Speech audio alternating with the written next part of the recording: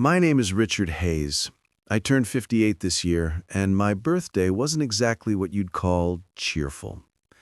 My son, Ethan, came over late in the evening, tossed me a cheap bottle of whiskey, and said with a smirk, "Happy birthday, loser!" The words stung deeper than I showed. I just smiled and said nothing. He left soon after, probably to brag to his friends about how he put his old man in place.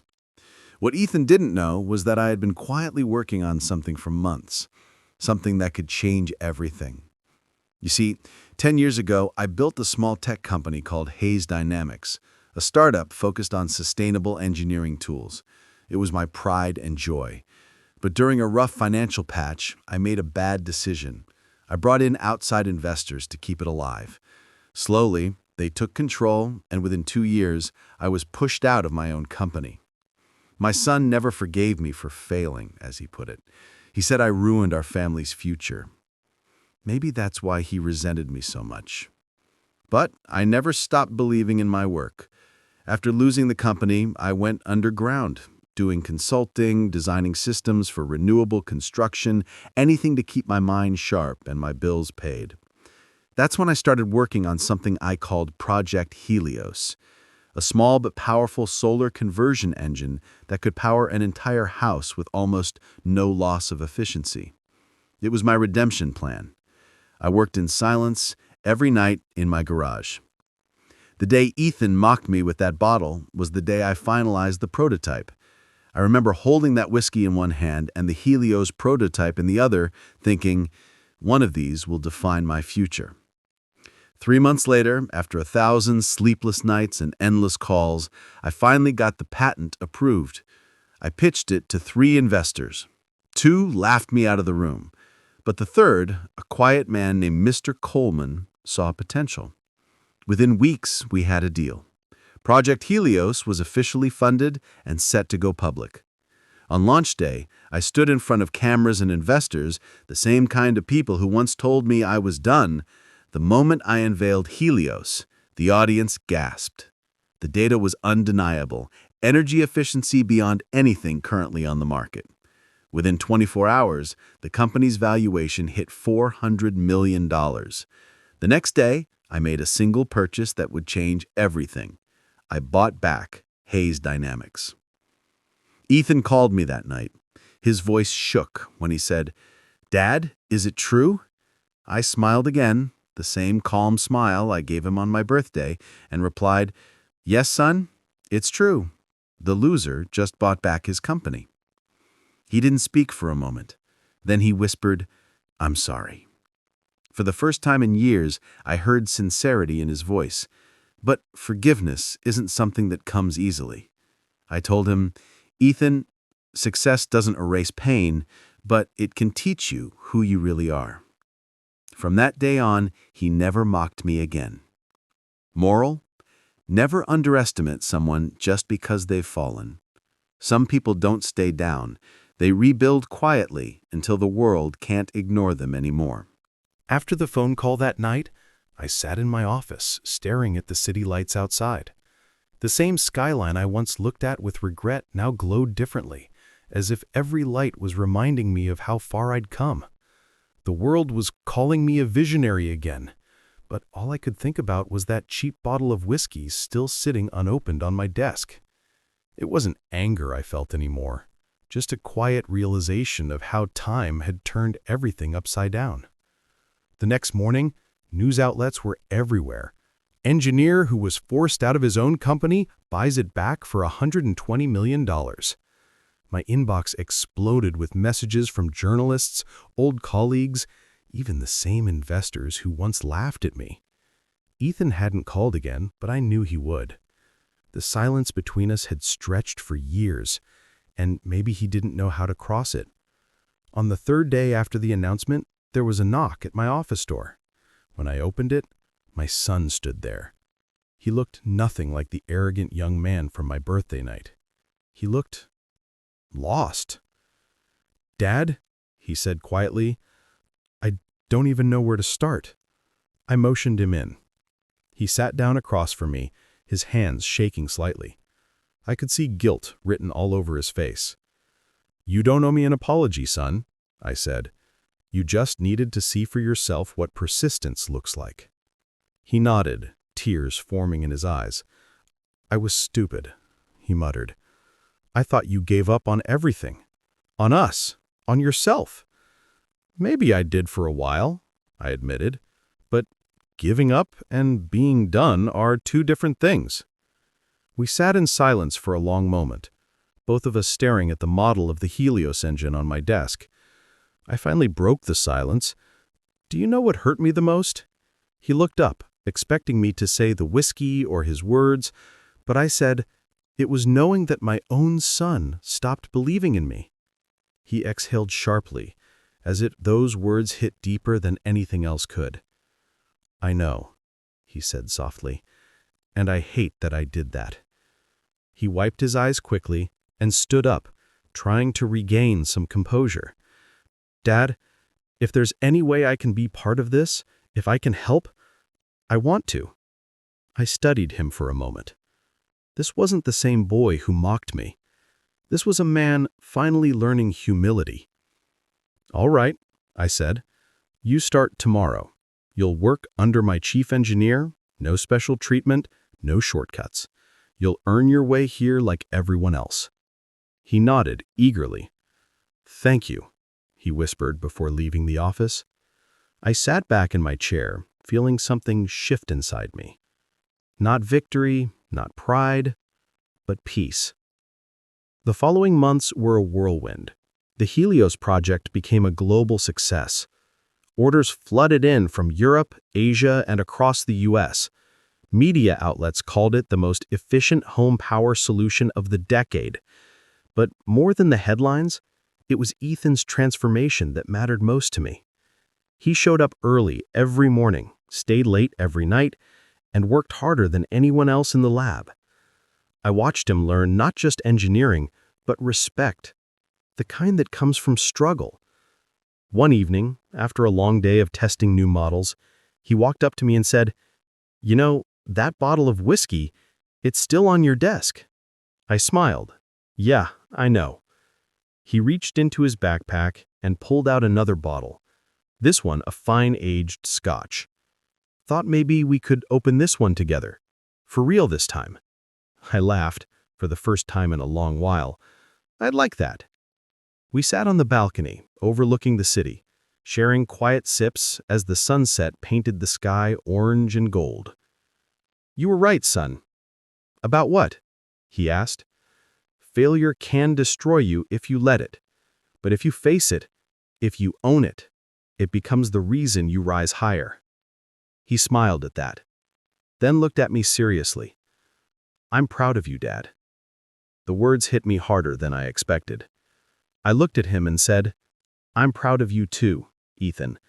Not because you finally believed in me, but because you learned to believe in yourself."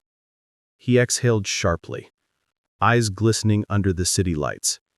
And for the first time since that bitter birthday night, there was no tension, no distance, just understanding. A few weeks later, our company held a global conference. The Helios system was being integrated into thousands of homes worldwide.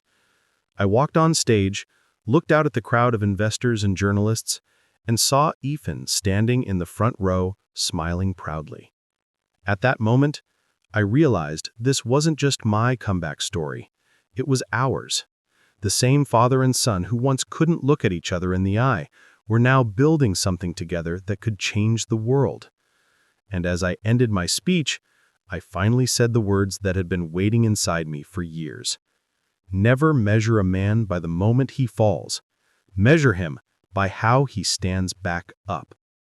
The audience erupted in applause, and Ethan's eyes met mine across the stage.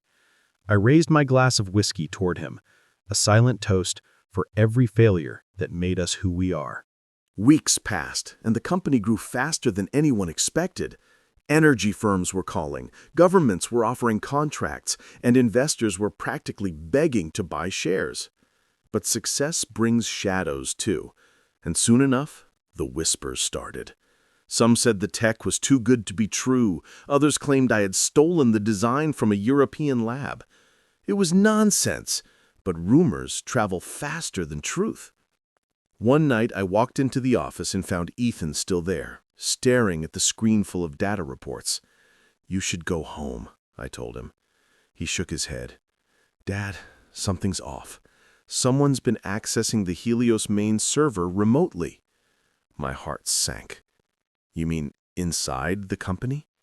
He nodded grimly. "Yeah, and whoever it is, they're trying to alter the prototype codes."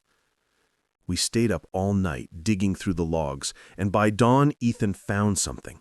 A trail that led straight to one of our senior developers, a man named Douglas Crane, a former executive from the investor group that once took my company from me. It all made sense now. The same people who forced me out years ago were trying to destroy me again. But this time, I wasn't alone. "We can't go public with this yet," I told Ethan. "If we accuse the wrong person without proof, we'll lose everything." He nodded. "Then we'll find proof." For the next week, Ethan worked day and night, quietly setting traps in the system, tracking every unauthorized login. I watched him, focused, calm, methodical. The complete opposite of the angry young man who once called me a loser. He was becoming the kind of man I always hoped he'd be. One night, while reviewing files together, we caught it, a live access attempt from an external IP. We traced it in real time and found Douglas's signature encryption key. His hands trembled as he looked at me. "We got him." I nodded slowly. "Now we end this." The next morning we called a board meeting. Douglas walked in confident, probably thinking no one knew. I let Ethan lead the presentation. He projected the evidence on the screen, line after line of access logs, timestamps, and code injections that pointed straight to Douglas's account. The room went silent. Douglas's smirk faded as Ethan spoke clearly. "You tried to sabotage the Helios system, to discredit my father and reclaim control of the company he built. But you failed." It was poetic, watching my son defend not just me, but everything we'd fought for. The board voted unanimously to terminate Douglas's position and launch legal proceedings. When the meeting ended, I placed my hand on Ethan's shoulder. "You did good, son." He smiled faintly. "Guess I learned from the best." For the first time, I realized it wasn't just about me anymore. It was about legacy, about passing strength instead of pain. That evening, as we stepped outside, the sun was setting just like the night this all began. I could feel something changing in the air, a calm before something bigger. I didn't know then, but that peace wouldn't last long. Because a week later, as Helios prepared for its international rollout, I received an anonymous message on my private email. It read, "You took back what was ours. Now we'll take everything from you." I froze for a moment, staring at the screen. Ethan walked in and saw my face pale. "Dad, what happened?" I turned the monitor toward him. He read it and clenched his jaw. "We're not backing down," he said firmly. But inside, I knew this was just the beginning. Someone out there wanted revenge, and they weren't going to stop at threats. I looked out the window at the glowing city below, thinking of all the battles I'd fought to get here. And now, a new one was starting. But this time, I wasn't fighting alone. The message haunted me all night. I barely slept. I kept staring at the words over and over again. "You took back what was ours. Now we'll take everything from you." It wasn't just a threat. It felt personal. The next morning, I arrived at the office early. Ethan was already there, his eyes tired but sharp. "I traced the email," he said, before I could even ask. "It came through a proxy in Berlin, but the source code has a signature I've seen before." He paused, then added, "It's from the same servers that once hosted Hayes Dynamics when it was under the old investors." My stomach tightened. It meant someone from my past still had deep access to my company's old systems. "They're not after the company," I said quietly. "They're after me." That day we doubled security protocols, changed server routes, and brought in a cybersecurity team. But the attacks didn't stop. They grew smarter, more targeted, financial accounts locked, contracts suddenly canceled, memos leaked to the press with false claims about Helios safety standards. The media storm hit fast. Is Helios technology unsafe? Whistleblower claims Hayes falsified data. Every headline felt like a punch to the chest. Our stocks began to drop. Ethan slammed his fist on the table during a crisis meeting. "We can't let them destroy this," he shouted. I stayed calm, even though my heart raced. They're trying to make us panic. That's how they win. But I knew he was right. We needed to fight back. That night, we gathered our most trusted engineers and started digging through system archives for anything that could link these attacks to the old board of investors. Ethan found something buried deep, a hidden subnetwork still running under our company domain with encrypted files dated back 10 years. "Dad," he whispered, "they never deleted the old framework. They've been using it as a backdoor this whole time." I stared at the code on the screen and felt cold fury rise inside me. "Then we'd burn it to the ground," I said quietly. The next 48 hours were chaos. We launched a full-scale digital countermeasure, isolating servers, wiping corrupted networks, and securing our backups. But just when we thought we'd cornered them, they struck harder. A false press release went viral, claiming Helios reactors caused an explosion in a test site in Arizona. The news spread like wildfire, even though it was completely fake. By the time we denied it, our stock had fallen another 20%. Ethan looked devastated. "They're destroying our credibility one lie at a time," he said.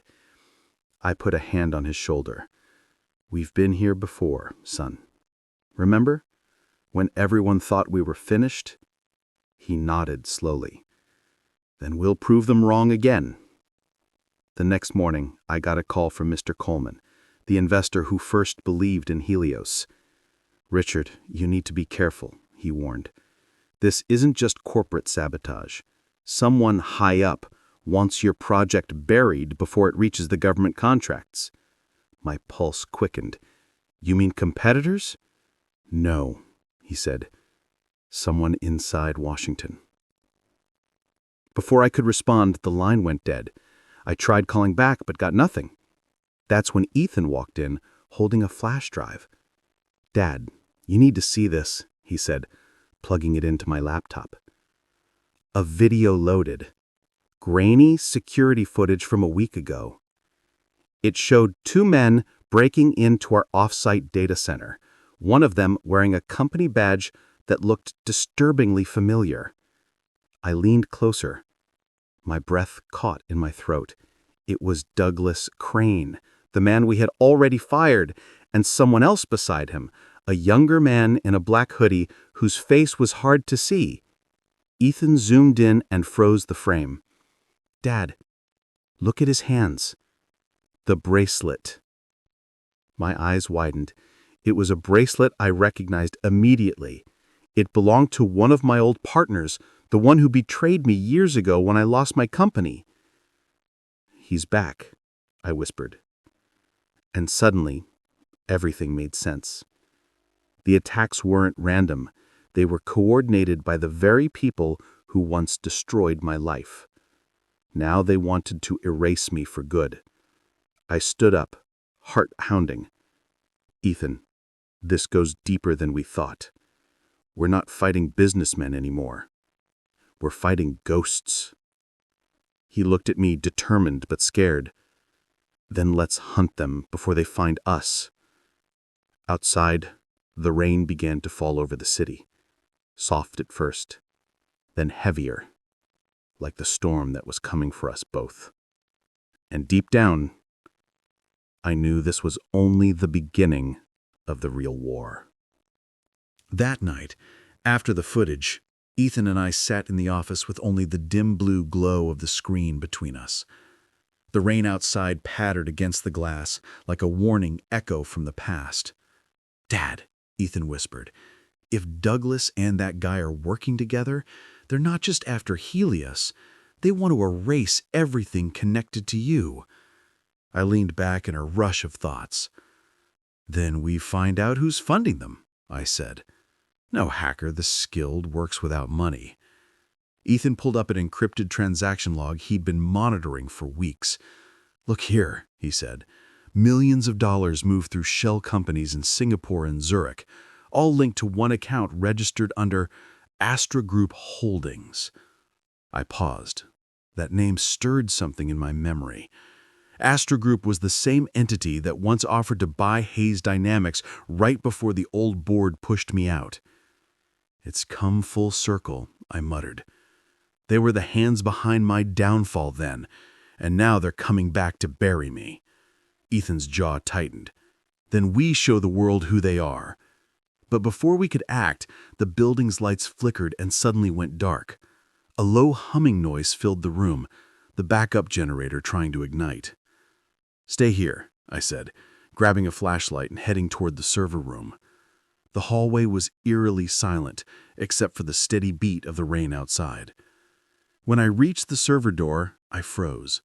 It was ajar, swinging lightly in the draft. Someone had been here. I pushed it open and the beam of my flashlight cut through the shadows.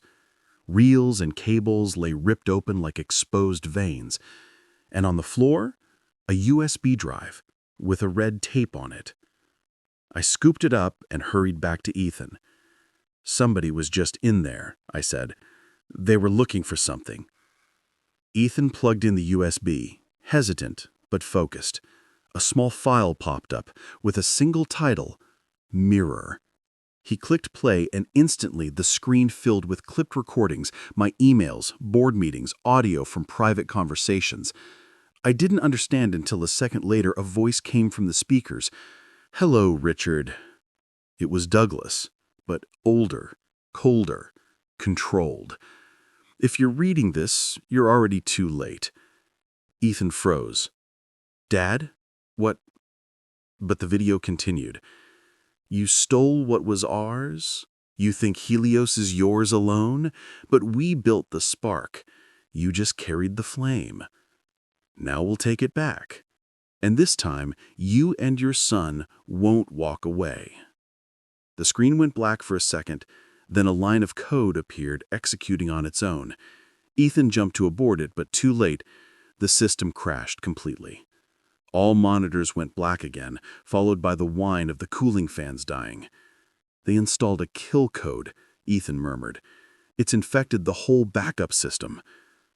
I slumped back in my chair, staring at the silent machines. "They were setting us up from the beginning," I said quietly. "Mirror. It's not just a file. It's a program." "A program for what?" Ethan asked. "For copying everything," I said, realizing it. "They've duplicated Helios's blueprints, financial data, even patents. It's all gone." Ethan's fists clenched. "We can restore from offline copies, right?" I hesitated. "I hope so." Just then my phone buzzed. An unknown number. A suspicious chill ran down my spine. I answered, and a voice drawled, "Mr. Hayes, you've lost something important. We would like it back." I recognized the accent. It was European, calm, confident. "What are you playing at?" I asked. "Oh, nothing personal, just business. But if you want to see your project again, you'll meet us." "Meet where?" I snapped. There was a pause, like a man enjoying the moment. "Berlin," he said. "Old Museum District. Tomorrow midnight. Come alone." The line clicked dead. Ethan stared at me. "Dad, this is some ridiculous setup." "I know," I said. But we have no choice. They have Helios. He shook his head. You're not going alone. Ethan. But before I could finish, he slammed the table.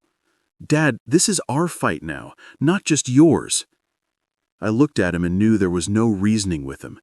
He had my fire, my temper, my will. All right, I said, but we play it our way.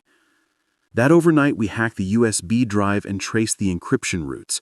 It all pointed to a server section hidden in the deep web, operating through the Astra Group's shadow domain.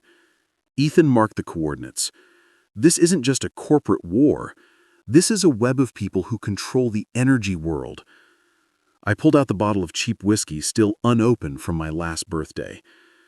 Guess it's finally time we finish what we started, I said quietly. This time he didn't smile. Let's end them, he said. The following day we boarded a flight to Berlin with nothing but encrypted drives, hidden phones, and the knowledge we were being watched. The story wasn't just about redemption anymore. It was about survival. The plane hummed softly above the clouds as the city lights of Berlin began to sparkle below. Ethan leaned against the window, watching the rain trace slide through the glass. "You really think they'll show up?" he asked quietly. I looked out at the horizon. They want me alive for the deal. They'll show. When we landed, the night air was cold, damp, and heavy with fog. We took a taxi straight to the old museum district, the streets dimly lit by yellow lamps and the echo of raindrops on the cobblestone.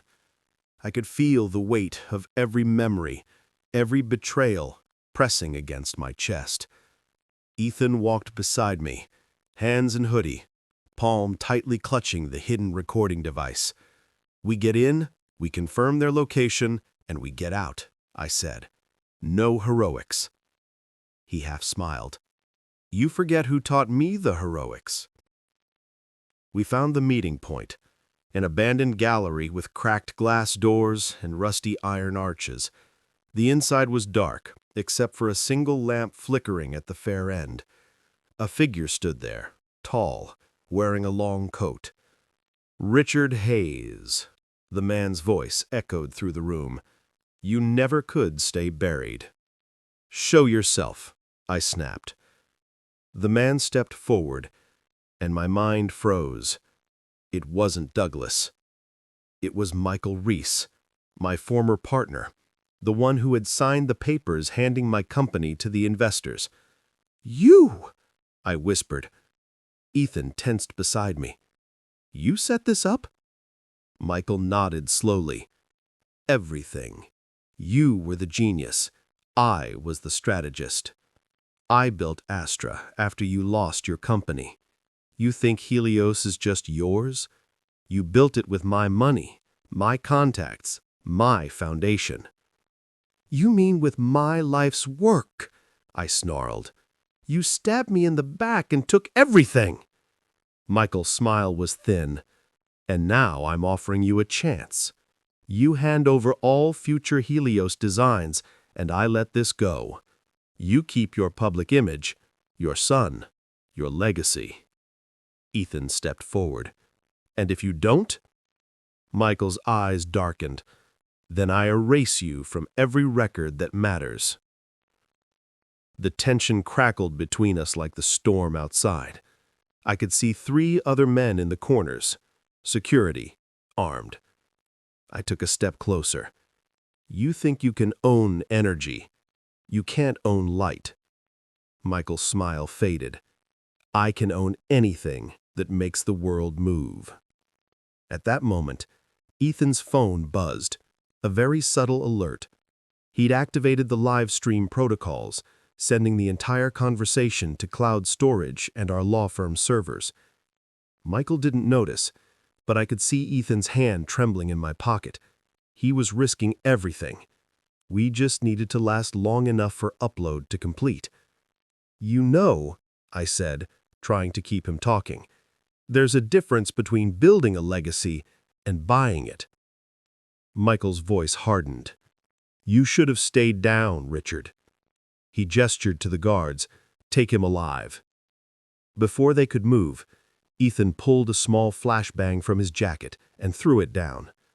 The blast flared white, temporary blindness and chaos. Ethan grabbed my arm and we bolted through a side corridor, smoke filling the gallery.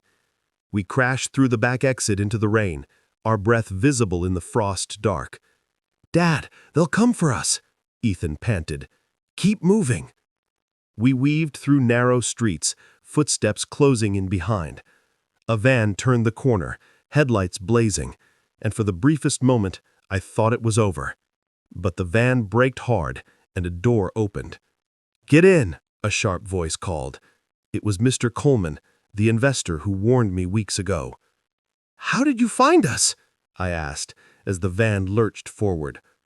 "Let's just say you're not the only one with ghosts," he said grimly. Handed me a tablet showing the upload status. 95% complete. If we can keep the signal alive 5 minutes longer, the whole world will see what happened inside. Behind us, another vehicle's headlights appeared.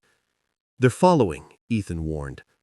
"Then hold tight," Coleman growled, and spun the steering wheel. The van roared through wet streets as bullets clattered against the metal frame. My heart pounded as I saw Michael's black SUV closing the gap. "He's not giving up," I said. "He wants us to delete it. Then we die protecting it," Ethan muttered through gritted teeth. There was no heroics left now, only fire and fear and determination. The stream reached 99%. Another bullet shattered the back window. Ethan covered his face as glass rained inside. "It's almost done," he shouted. The moment the upload hit 100%, the tablet pinged. "Transfer complete." Coleman grinned. "It's out." Then he turned the van sharp into an alley, losing the pursuers for a moment. We sat there in the breathing dark, engines silent, hearts still beating like war. "Now what?" Ethan asked quietly. I looked out through the cracked windshield, thunder rolling across the sky. "Now," I said, "we wait for the world to see the truth." But deep down, I knew Michael Reese wouldn't stop here. He was not the type of man to accept defeat. Tomorrow the headlines would explode, and by the night after, he would strike back harder. The storm was not over. It was just beginning. The headlines exploded the next morning. Leaked recording exposes Astra Group corruption. Engineer Richard Hayes vindicated in corporate conspiracy. The video was heavily shared. Millions of views within an hour. Michael Reese's face lifted from the meeting footage played on news loops like a fallen idol. He was finished publicly, but that didn't mean he was silent. I knew that man. He was far from done. Even while the world celebrated our courage, I could feel it. The quiet before the vengeance. Ethan and I sat in a safe house on the outskirts of Berlin, hidden behind an old warehouse where Coleman's people had set up a temporary command post. The city buzzed with police, media, and corporate agents looking for answers. "We can't stay here," Ethan whispered, looking out the window. "Reese will come after us." "He already has," Coleman said, entering the room with a serious face. He held out a tablet showing a news feed. This happened an hour ago. I squinted at the video. It was the Helios facility back home in Seattle, in flames. The smoke curling into the sky looked like the death of everything we'd built. Ethan's face went white. "No, Dad! That site had the primary servers." "And the only physical prototypes," I finished quietly. My hands were shaking. "He's burning evidence." "Not just evidence," Coleman said somberly. "He's erasing you again." I closed my eyes, feeling the old pain creep back in. "Helios can be rebuilt," I said, "but not if your name's gone." Ethan stood up, his voice hard. "Then we show the world more than Helios. We show them the truth behind Astra Group." Coleman glanced at me with a serious face. "That means going underground, Richard. Into the networks that don't exist. People you don't want to know." I sighed. "Then we find them." That evening, we moved through Berlin like ghosts. New identities, new devices, cut off from all communication except a secure line Coleman's contact arranged. "What are you doing?" Ethan asked as I typed furiously into the laptop. "If Reese's people control the energy sector servers, we find their root. We expose every deal, every shell company, every payment that funded their corruption." He shook his head in half-belief. "Tad, you're going to hack the energy grid." "I'm going to free the network," I said. "It's not about money anymore. It's about truth." The night deepened and the city slept while we worked, tracking lines of code from Zurich to Dubai and back to the US. As we followed the trail, we found something worse. Government authorization keys buried inside Astra's files. "Look at this, Dad," Ethan pointed. "This isn't just corporate. This is sanctioned." My heart pounded. Someone in high places helped Reese. Coleman looked grim. "Now you understand why they didn't just fire you years ago. They needed you to give them a face, a heroic mask for their control." I leaned back, and the realization hit me harder than ever. Helios was never just a project. It was the gateway to energy control worldwide, and I had built the key. "If this gets out," Ethan whispered, "they'll kill us." I looked at him. "If we stop, it still destroys millions." For a moment, there was only the sound of rain and the low hum of the computers. Then Coleman said slowly, "I know a man in Geneva who can help you reach the Energy Commission's core files, but he's deep in the black network. If you contact him, there's no coming back." Ethan looked at me. "We've done enough already." I shook my head. "Not until the truth is free." Coleman gave names, coordinates, and left to set up an escape plan while Ethan and I prepared to go. Geneva was our only shot. Then everything went quiet for a moment. The power flickered, then a loud click, and the computer shut off completely. "What happened?" Ethan asked. I turned my head and froze. The door at the end of the room was open, and a shadow stood there. "Going somewhere?" The steady voice tore through the air. Michael Reese stepped into the light, soaked from rain, eyes burning with controlled rage. "You shouldn't have come here, Richard. You had your moment of glory. Now it's my turn to end it." Behind him, two armed men moved into room. Coleman reached for his pistol, but Michael raised a hand. "No heroics, please. You're not the saving type." Ethan moved slightly toward me, but I stopped him with a gesture. "What do you want?" I asked. "I want what you took back," he said. "The original Helios core data, the one you hid after the patent transfer." I tilted my head. "You mean the one you'll never find?" He smiled coldly. "Oh, I'll find it. I always do." And then, before any of us could react, the shadow beside him lifted a device and the screen flickered alive. It was our Helios blueprint, projected in holographic form. "How?" Ethan started, but Reese cut him off. "You should learn something about trust, son. Everyone turns for a price." He glanced at Coleman and my blood froze. Coleman's face was blank, eyes down. "Richard, I'm sorry." Reese laughed softly. "He led me to you." Everything stopped for me in those few seconds. Betrayal again, sinking like poison down my soul. And then, all hell broke loose. The air in the room froze as Reese stood smirking. Coleman's eyes filled with regret, but the gun in his hand proved his choice. "You didn't have to do this," I said quietly. "We could have seen it through." He sighed. "You never understood, Richard. They own it all. The companies, the media, the governments. You can't expose what controls reality." Ethan stepped forward. "But you can choose not to be a part of it." Coleman's hands shook slightly, but Reese tapped his shoulder. "Enough talk. Finish it." The sound of rain intensified, drumming against the windows like heartbeats. As Coleman raised the gun, Ethan jumped forward, grabbing his arm, and the two struggled. Shots fired into ceiling and sparks flew around the room. I rushed toward Reese, slamming him against the table. Our laptops crashed to the floor.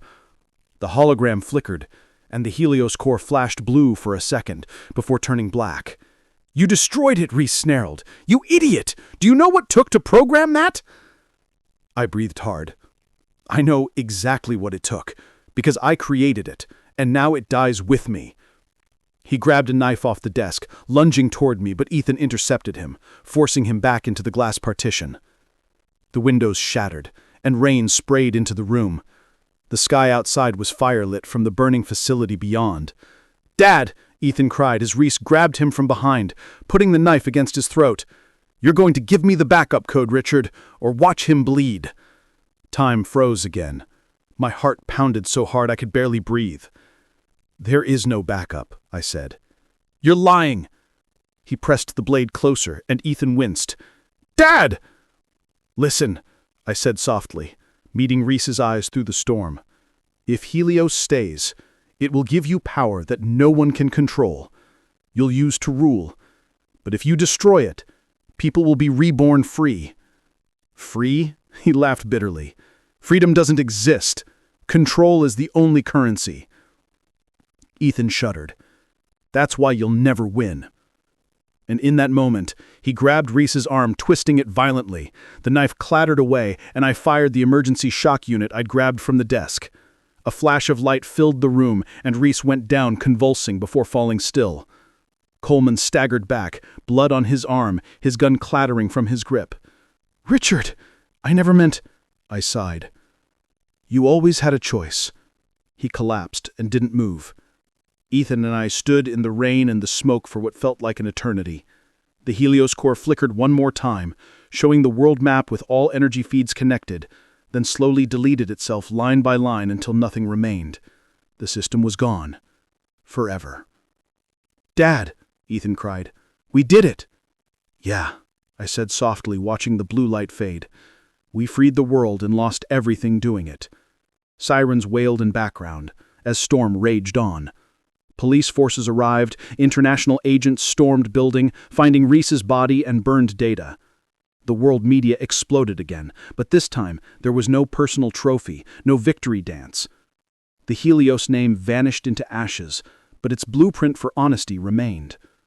3 weeks later, Ethan and I sat on the cliffs overlooking the Atlantic, the wind salt and wild. "What now?" he asked. "We could start over, build something new." I looked at the horizon. Not another Helios, no empire, no ownership, just energy for the people. No one controls it. He smiled. "That's what you always wanted, right?" I smiled back. "Yeah, but this time it's your turn." He chuckled lightly. "You're serious?" "Dead serious." He looked out toward the sunset. "Then let's build it different." The sky burned gold as we walked away from everything we once were. Freedom had come at a horrible price, but for once it felt real. Months later, an anonymous open-source project appeared online called Lightseed, featuring a decentralized energy grid based on principles long thought lost. Inscription at the bottom read, "For those who choose light over control." No one ever proved who wrote it, but people who knew my name understood. Ethan became one of the leading figures in the new movement, and for first time in his life, he smiled not out of pride, but peace. I stayed in the background, watching him grow, knowing the cycle was broken. And one quiet morning, years after everything, I got a message from him. It read, "Happy birthday, Dad. You were never a disappointment. You were the beginning." I closed my laptop and sat by the window of the cottage, listening to the sound of wind through pines. I'd lost my company, my name, my city, but I'd gained something greater, a redemption that no legacy could buy. The past was gone, and light was rising again, this time for everyone.